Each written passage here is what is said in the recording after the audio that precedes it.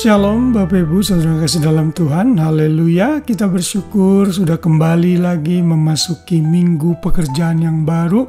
Hari Senin 16 Desember 2024 di Australia beberapa kantor-kantor akan mulai libur di akhir minggu ini dan siap-siap untuk libur panjang mempersiapkan tahun baru.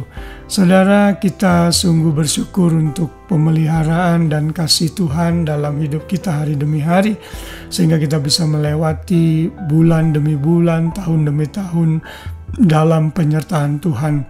Dan mari selalu bersyukur untuk hidup yang Tuhan berikan bagi kita, karena itu isi hari-hari kita dengan hal-hal yang bermanfaat untuk kemuliaan dan perluasan pekerjaan Tuhan.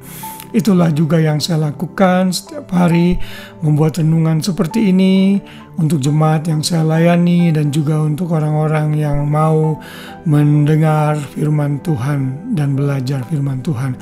Dan hari ini kita masih belajar mengenai makna kelahiran Kristus. Kita sudah belajar banyak hal dan hari ini kita belajar dengan judul kepenuhan Kristus dalam kelahirannya. Kita membaca sama-sama dalam Kolose 2 ayat 9 yang berkata demikian, sebab dalam Dialah berdiam secara jasmania seluruh kepenuhan kealahan. Saudara, ini adalah salah satu ayat yang menggambarkan unsur keilahian Kristus. Beberapa hari yang lalu saya sudah menekankan Kristus sebagai manusia yang datang dalam rupa daging. Karena itu dia harus mati dan menebus manusia yang berdosa. Namun manusia yang mati itu harus lahir tanpa cacat, dan hanya Tuhanlah yang bisa melakukan itu. Dan Kristus itu memiliki dua nature atau two nature, yaitu nature manusia dan nature God atau Allah itu sendiri. Dan ia dalam keberadaannya sebagai manusia fully God. Dia 100% atau manusia sejati dan Tuhan sejati juga. Sehingga dalam karyanya ia bisa melakukan apa yang manusia tidak bisa lakukan. Dan kalau Kristus sudah datang di dalam kepenuhan keilahiannya, lalu kita percaya kepadanya, maka kita pun akan dipenuhi di dalam Dia. Ayat kelanjutannya dari ayat tadi, ayat yang ke-10 berkata, dan kamu telah dipenuhi di dalam Dia. Dialah kepala semua pemerintah dan penguasa. Saudara, saat kita semua yang sudah menerima Yesus sebagai Tuhan dan Juru Selamat, kepenuhan Kristus itu ada di dalam kita. Kepenuhan keilahian. Makanya saudara, Kristus dalam pelayanannya sebagai manusia juga menunjukkan banyak dimensi keilahiannya. Misalnya dia bisa melakukan mujizat yang hanya Tuhan saja yang bisa melakukan. Dia punya kuasa mengampuni dosa. Hanya Tuhan yang bisa melakukan hal ini. Dia juga tidak berdosa. Ini juga hanya Tuhan. Dan ada banyak lagi bukti-bukti ketuhanan Tuhan Yesus yang tidak bisa diungkapkan dalam renungan yang singkat ini. Jadi jangan meragukan keilahian Kristus. Memang dalam merayakan Natal kita merayakan unsur kelahirannya sebagai manusia, unsur jasmaniahnya.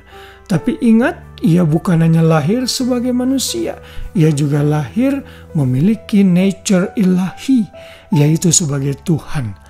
Kalau kita kembali ke Kolose pasal 1, di dalam ayat 19 dan 20, di sana dijelaskan untuk menggambarkan clarity atau pentingnya Yesus sebagai memiliki kepenuhan keilahian ini.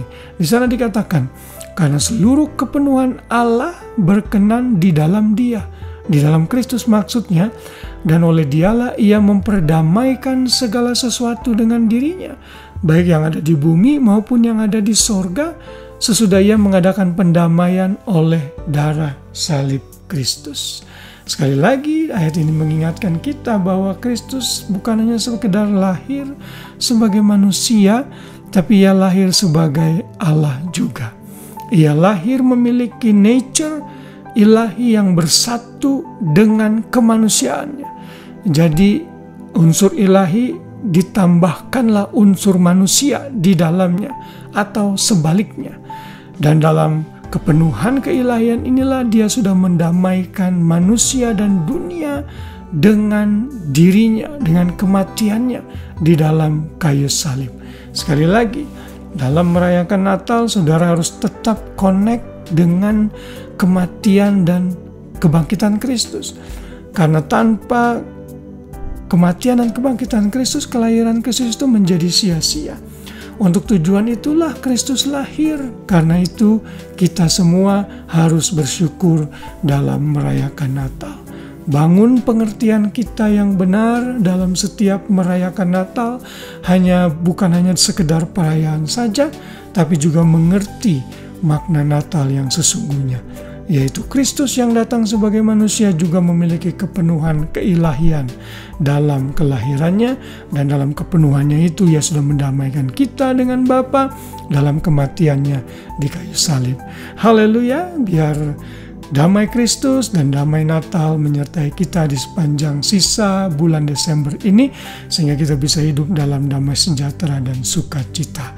Haleluya, Tuhan memberkati kita semua. Selamat malam dan selamat beristirahat. Shalom.